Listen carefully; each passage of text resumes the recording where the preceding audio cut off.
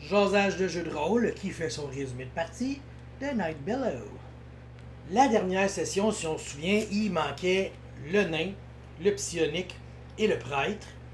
Donc le reste du groupe s'en allait reporter l'ours-garou, puis après ça, il se rendait à Hogbrook, ok? Fait que moi, pour faire ça simple, on a dit que le nain, entêté comme un nain, a décidé qu'il ne traversait pas la rivière. Fait qu'ils se sont rendus chez Creeper. Et au lieu de traverser la rivière, eux, ils ont décidé de se rendre à Milbourne, traverser le pont et revenir par l'autre bord de la rivière. Pendant que le groupe, eux, faisait tout ce qu'ils faisaient là, tu sais. Fait que cette session-là a commencé. C'était le rôdeur qui était pas là, un voleur. Fait qu'autour de la table, j'avais psionique, prêtre, guerrier, nain, voleur, svirnoblin, illusionniste. Donc ceux-là se sont rendus à la petite rivière qui descend nord-sud jusqu'à la Churnet River. Donc les deux groupes se retrouvent là, se ramassent du même côté de la rivière et s'en vont au Hogbrook, s'en vont visiter ça. Ils cherchent des indices sur Jelinet, c'est ça, on s'en souvient. Bon. Fait qu'ils fouillent. Là, un moment donné, je fais comme, ok, mon petit voleur, fais-moi un jet d'écoute. Tu sais, il a comme 40% d'écoute, je pense. Fait qu'il brasse son dé et il brasse juste le dé des dizaines, tu sais. Parce qu'il est nouveau, il a oublié qu'il fallait qu'il brasse 2 dés pour les pourcentages, fait qu'il brasse double le 0. Tu sais. Fait que là, je dis, bon, ben, brasse, mais faut juste pas que tu pognes 0, tu sais. Il brasse, pogne 0. Donc, c'est comme s'il avait roulé 100. Donc, je dis, ben, t'écoutes. Puis là, t'entends tout ton groupe qui disent ok, faites attention, faut pas faire de bruit. Faut pas le déconcentrer pendant qu'il cherche. Fait qu'il a raté son jet d'écoute. Fait que j'ai changé ça, puis ils ont réussi à trouver en se promenant le camp. Je voulais qu'ils l'entendent, le camp. Il l'a pas entendu, donc, vu que Louis n'a pas fonctionné, ben, il y avait la vue, puis l'odorat peut-être, en tout cas. Fait qu'ils trouvent un camp, maintenant. Puis là, ils voient qu'il y a 2 gars devant un feu. Ils ont des petites bûches de bois, puis ils se préparent, puis tout ça, tu sais. Puis il y a aussi, ben ça ils savent pas là, mais il y a un gars caché dans un arbre. Fait que les autres disent, bon ben, on va les attaquer, mais faut se garder un prisonnier. C'est important. Ils s'en vont vers là, tu sais, ils s'en vont vers le camp. Puis en y allant, le nain, il essaye de les intimider. Fait que là, il est là, puis rendez-vous, on s'en vient vous péter la gueule, on est 5 contre 2. Bon, là, à ce moment-là, il savait pas qu'il y avait un troisième là-bas, tu sais. Fait que, finalement, je fais des petits jeux de morale, parce que c'est le fun, les jeux de morale, il n'y avait pas ça dans les autres éditions. On y va, on se remet là-dedans, tu sais. Et il y avait le moral solide, ils n'ont jamais flanché. Ils ont fait, non, on va se battre. Fait que finalement, il y en a un qui meurt, il y en a un qui se fait assommer, tombe à 0. Puis là, on avait checké les règles d'assommer, là, t'as moins 4 au toucher. Après ça, tu divises par 2 tes dégâts, parce que tu tapes avec le plat de ton épée, blablabla. Tu sais, là, des vrais calculs de geek, là, comme en 1990. Fait qu'on fait le combat, ça va très bien. Et l'archer, lui, qui s'en va, fait que notre voleur, il pile l'archer dans un arbre parce qu'il fait des bons dégâts, pis tout. Fait que là, finalement, il se ramasse avec un mort, 2 prisonniers. Fait qu'il commence à interroger les prisonniers. Ouais, qu'est-ce qui se passe, pis tout. Puis là, les prisonniers, ils parlent pas trop. Ah oui, c'est vrai. Avant ça, il y a un membre du groupe qui trouve une lettre. Là, il a lit, puis il comprend pas trop. Tu sais, ça parle de... On dirait que ça parle de tout et de rien. Genre, ouais, mon oncle, là, son champ, à telle place, pis ci, pis ça. Puis il fait comme... Ça a comme ni queue ni tête, ça. Là, le rogue, il voit la lettre. Hey, attends un peu, toi. Il prend la lettre. C'est du Thieves' Scan. Tu sais, le langage des voleurs, là. C'est ça. Fait qu'il y a une chance qu'il y avait un voleur dans le groupe. Fait que là, le voleur, il se met à lire ça. Puis là, il réalise que c'est le code secret des voleurs pour dire que faut les ramener au camp, les prisonniers qui pognent. Ben, il les ramène à un camp qui est au sud-est d'Arleton. D'Arleton, on le voit peut-être sur la map, là. Je sais pas si ça va être de ce bord-là ou ce bord-là, là, mais en tout cas, je vais regardez, je vais faire un cercle autour. Fait qu'ils s'en vont, c'est là que ça va être le camp de Carlanis. Souvenez-vous de Carlanis? Asti qu'il le cherche depuis longtemps, lui. Fait que, après tout ça, ils repartent, le groupe ensemble, les 2 prisonniers, et ils se rendent à Milbourne. là, à Melbourne, ils font une entrée triomphale. On a trouvé des prisonniers, pis ci, pis ça. Poc, poc, poc. Ils s'en vont réveiller rien de moins que le seigneur Carmen de la ville. Là, ils s'en vont y parler. Ils disent, on a des prisonniers, pis tout.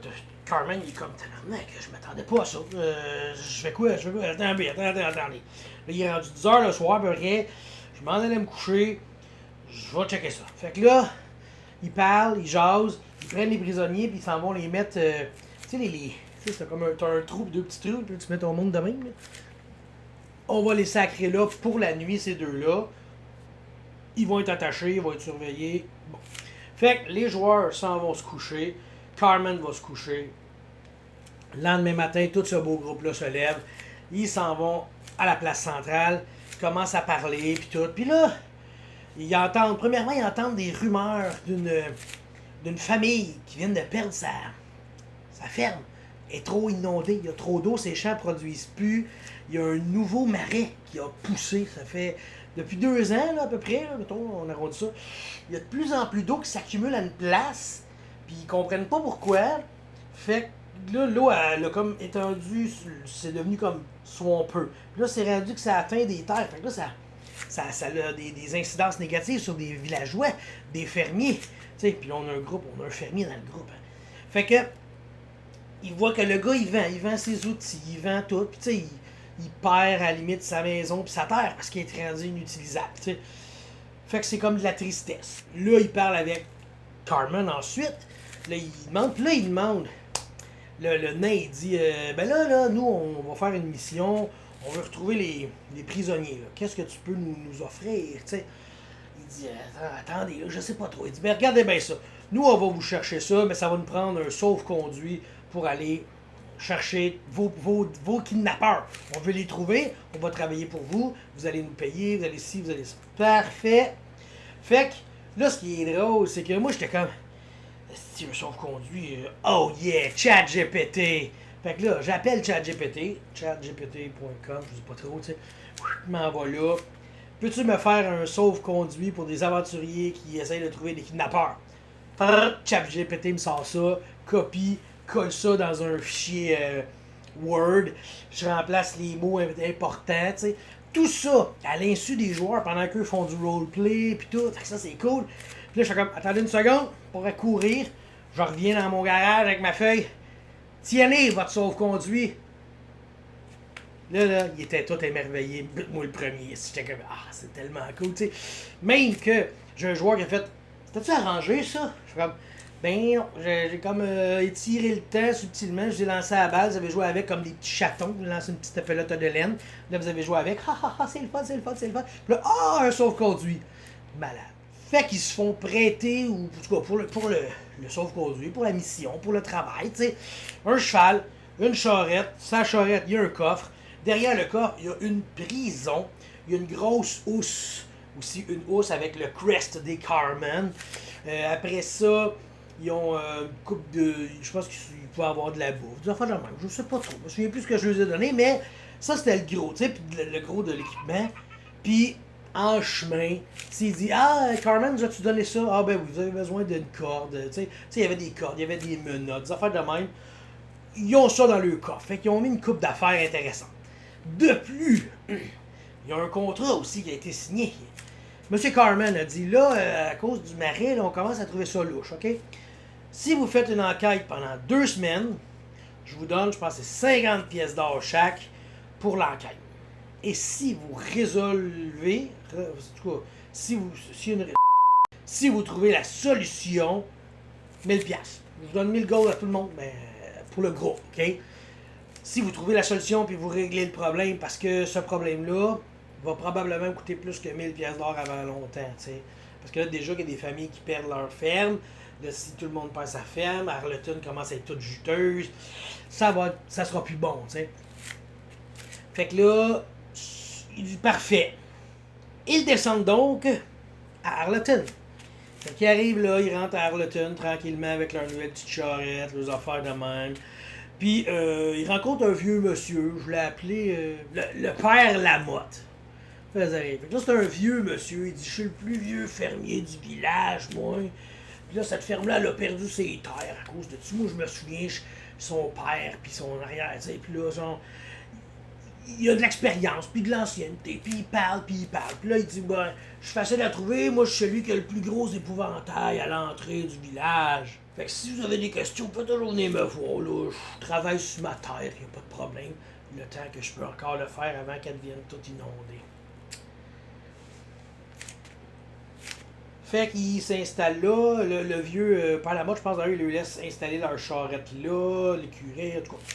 Puis le groupe dit, bon, ben là, on va se rendre au camp de Carlanis. On se souvient, c'était comme il fallait juste longer les collines de Arlatun jusqu'à, ils savent pas où.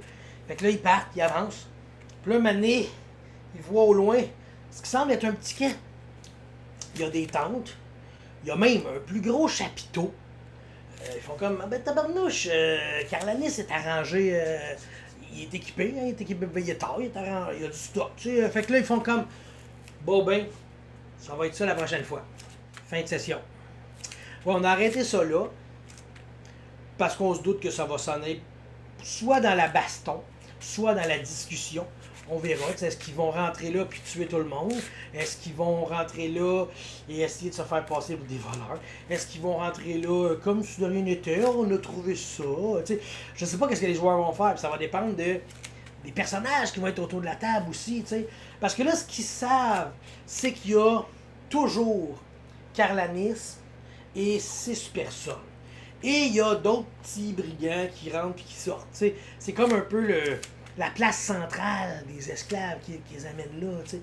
Fait que des kidnappés, des esclaves, en tout cas, ceux qui kidnappent, là, tu sais. Fait que, on va voir ce qui va se passer. Fait que pour la prochaine session, faut que je prépare ce camp-là parce que c'est pas dans l'aventure, c'est moi qui l'ai inventé. Puis on va faire ça de même. Ça va être super le fun. Pour vrai, c'était encore une belle session. Puis j'ai déjà hâte à la prochaine. Mais la prochaine, on la skip parce que j'ai un souper de fête. Fait que ça va être dans un mois. Bye.